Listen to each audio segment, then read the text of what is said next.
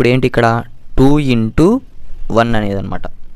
So ఇప్పుడు ఇదేం చేస్తుంది, రిటర్న్ దీన్ని చేస్తుంది. ఓకే, అంటే 2*1 ఎంత 2. ఈ 2ని ఇది ఎక్కడికి రిటర్న్ చేస్తుంది, ఇది ఏ ఫంక్షన్ అయితే కాల్ అయిందో, ఎక్కడైతే ఈ ఫంక్షన్ కాల్ అయిందో ఆ వాల్యూకి ఈ రిటర్న్ వాల్యూ అనేది రిటర్న్ చేస్తుంది ఇది అనేది. సో రివర్స్ అనమాట, ఎక్కడి నుంచి అది వచ్చిందో అక్కడికే దీన్ని రిటర్న్ చేస్తుంది. సో ఇప్పుడు ఇది ఏం రిటర్న్ చేస్తుంది, 2ని.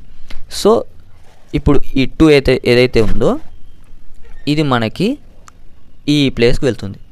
ఓకేనా. సో ఇప్పుడు ఏమవుతుంది, ఇక్కడ 3*2 అవుతుంది. ఇప్పుడు ఇదేం చేస్తుంది, రిటర్న్ ఇదంతా చేస్తుంది. సో రిటర్న్ 3*2 అయింది. 3*2 ఎంత 6. సో ఇది ఎక్కడికి రిటర్న్ చేస్తుంది, ఇక్కడ ఏదైతే ఫంక్షన్ కాల్ ఇది వచ్చి ఇక్కడ నుంచి వచ్చిందో ఈ రిటర్న్ 6 అనేది, ఈ 6 అనే వాల్యూని మనకి ఇది ఇక్కడికి